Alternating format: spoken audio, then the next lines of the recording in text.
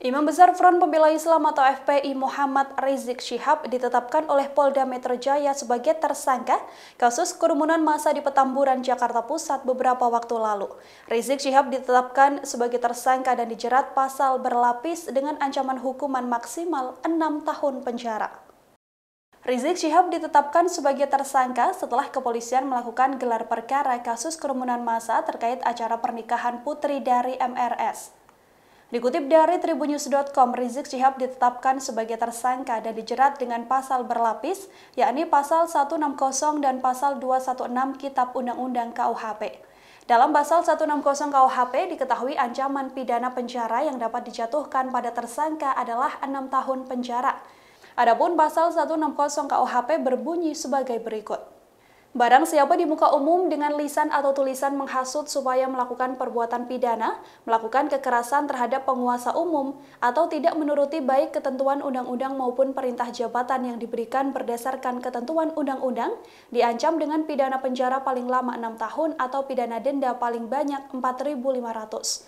Sementara dalam pasal 216 KUHP diketahui ancaman pidana penjara maksimal bagi tersangka adalah 4 bulan 2 minggu. Adapun pasal 216 KUHP ayat 1 berbunyi sebagai berikut.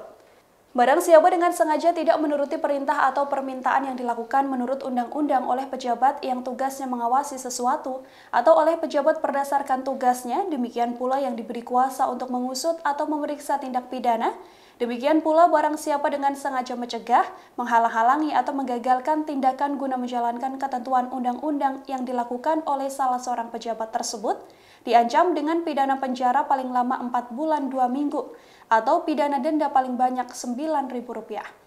Diketahui Rizik Syihab ditetapkan sebagai tersangka bersama 5 orang lain. 5 orang lain tersebut yakni HU, A, MS, SL, dan juga HI.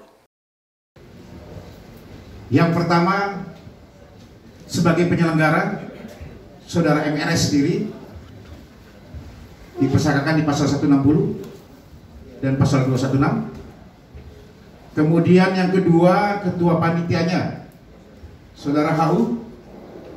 Yang ketiga, sekretaris panitia saudara A.